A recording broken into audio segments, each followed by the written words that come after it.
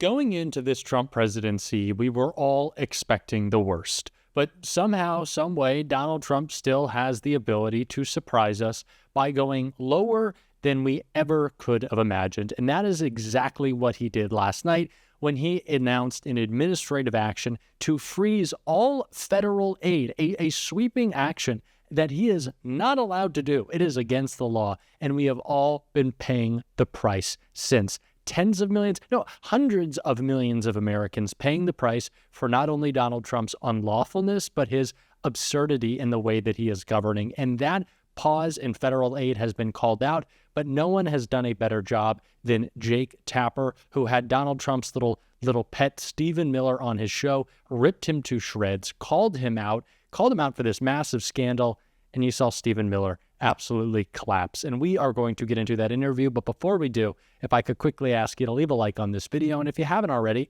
and you enjoy our channel, to hit that subscribe button. It goes a long way, and it really means the world to me. Now, I want to show a couple of these clips from the interview uninterrupted. So let's check it out. The agencies. So let's get into that, because a number of government-funded organizations, so these are organizations like Meals on Wheels, right? Their job, their mission, it's a private organization. They get grants from the federal government. They feed seniors. Meals on Wheels is currently in the dark. They don't know, does this order affect us? Does this mean we're not going to have any more funding coming in? They feed like 2 million seniors.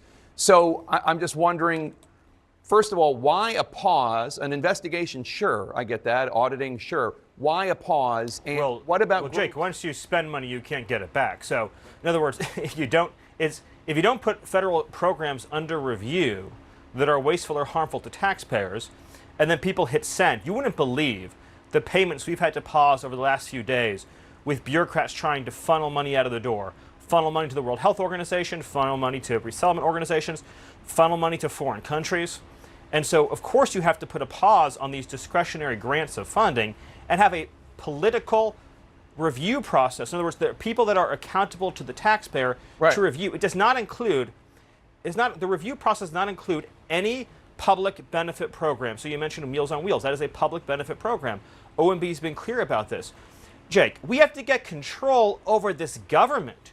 You understand this point about NGOs, non-governmental organizations. Mm-hmm. Joe Biden gave just one NGO responsible for resettling illegal aliens $3 billion, with the B, $3 billion. President Trump, when he said drain the swamp, he meant it. And yes, so those kinds of spending programs are going to be put under review. Okay. I don't think anybody's taking issue with, if you find money that is being dispersed in an inappropriate way, halting it. I think what the confusion is this seemed to a lot of groups and a lot of states, Republicans, Democrats, Independents, like a very sweeping order, and there is confusion. I just want to make sure I understand. So anybody out there that provides school lunches, anybody out there? Yeah, there's zero impact on public benefit programs, full stop, as OMB has made clear. And I want to really drill down on this, Jake, because it's so important. Mm-hmm. There's 2 million employees in the federal government. Overwhelmingly, the career federal service in this country is far left wing. I don't know that to be a fact. Well, I'll give you a great example. We looked at USAID as an example. That's 98% of the workforce either donated to Kamala Harris or another left-wing candidate, just as an example. Okay, but let me just an entire workforce is having a whoa. Did you just say that saying someone voted for Kamala Harris is demonizing them? No, so according your suggestion is that there's a bias. No, but you used the word demonizing. You just said that I'm demonizing somebody by saying they voted for Kamala Harris. Let's get back on track. But I am on track. Okay. Let me stay on track. What I'm saying to you is this. There are 2 million employees in the federal government. Right. They're overwhelmingly left of center. The American people, I got to finish the sentence. Okay. I got to finish the sentence. The American people voted for dramatic change implemented by Donald Trump.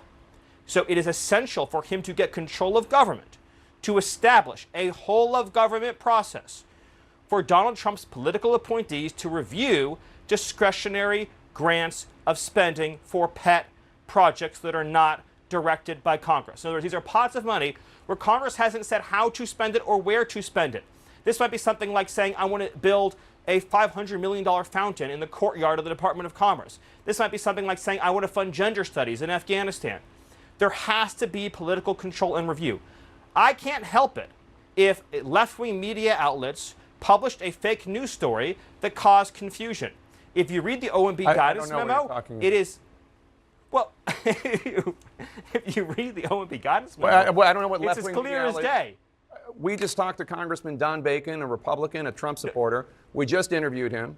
He said that there was a lot of confusion. He said that the executive order created by the media, Jake. The OMB guidance memo, if you read it, is as clear as day. It's pretty broad my point is, and confusingly written. Parts of it are about DEI, parts of it are all disbursement. It is. Yeah, DEI is suspended. That is correct. Right. No, I'm just saying, like, it's kind of all over the map, and there is confusion, and it's not just liberal media. Jake, tell me. Republican Senator Lisa Murkowski said. You're not understanding what I'm saying. But I'm saying that I want you to address this. I will, but I'm saying that a false story was put out that people responded to.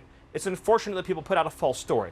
That's all I'm saying, Jake. Okay. That's all Republican Senator Lisa Murkowski said, quote, nobody really knows how long, unquote, this review of these federal funds is going to last. And she said it's, quote, been a big challenge, unquote, to get answers from the Trump administration. So here's an opportunity. How long is this review going to take? And when does the federal funding for these programs resume? Well, in the original executive order that addressed NGOs, foreign aid, and other grants, that was a 90-day review process, as you know, Jake. But again, more fundamentally, I think we're missing the big point here.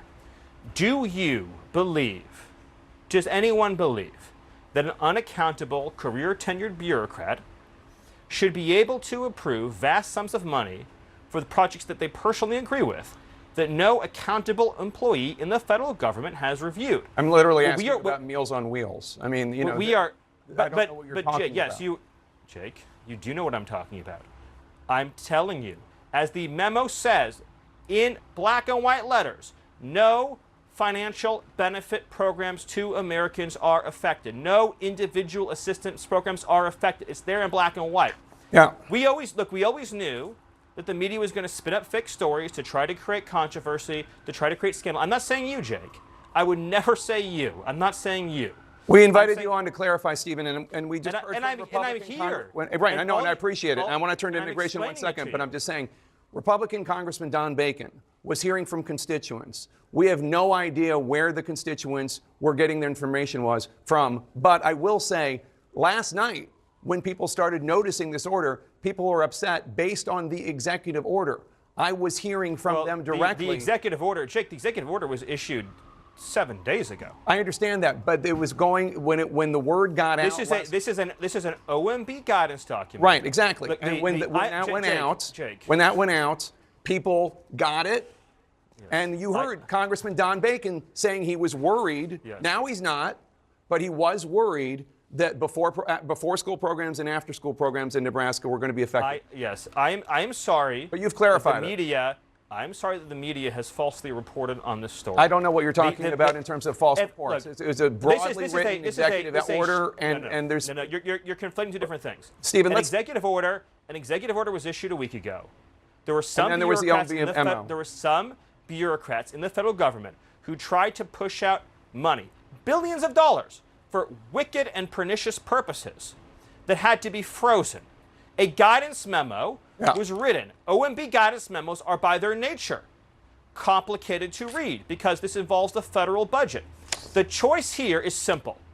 It is very simple, and I want to state it clearly. Okay. Either Donald Trump gets political control over this government and ends the waste, abuse, and fraud on the American people, or we let bureaucrats autopilot federal spending. If we hadn't stepped in, then billions more dollars, as an example, would have gone to left-wing NGOs that fund and resettle illegal aliens and are complicit, in many cases, in facilitating child trafficking. Okay, so this administration will never, ever apologize for defending the American taxpayer. Obviously, nobody's in favor of child trafficking. Let's move on to... They have absolutely no excuse for this action. And of course they don't. Of course they don't. They do not care about the people who will go hungry tonight. They do not care about the people who had insurance scares today. They don't care about the lives that have been potentially lost because of this sweeping action from Donald Trump. No, they don't care. They never have. They never will. That is the Republican Party. We have to be messaging that right now, that the only thing that Donald Trump is focused on is making himself more money, going after his enemies. I saw a report today. Pete Hegseth has stripped the security detail of General Milley, is trying to strip his security clearance, trying to take a star away from him as a general. Why? Because of some mean things that he said about Donald Trump, because he tried to stop Donald Trump from doing a coup. That's what Donald Trump's focus is. Meals on Wheels. Doesn't know if they have funding. Don't know if they can feed people tonight. Donald Trump's focus is the stars that Mark Milley has on his uniform. What are we doing? How did we do this again? We tried to warn people. I feel like I'm yelling at this point. It's my breaking point, which I expect to have many in the next 4 years. But this is not about the next 4 years. This is about right now, calling it out right now, putting a stop to this right now. And if we want to look ahead, let's start making sure we're organizing our messaging around this for the midterms. Because boy, is that where we send a message. And we are going to be talking about that every single day on this show. I got fired up.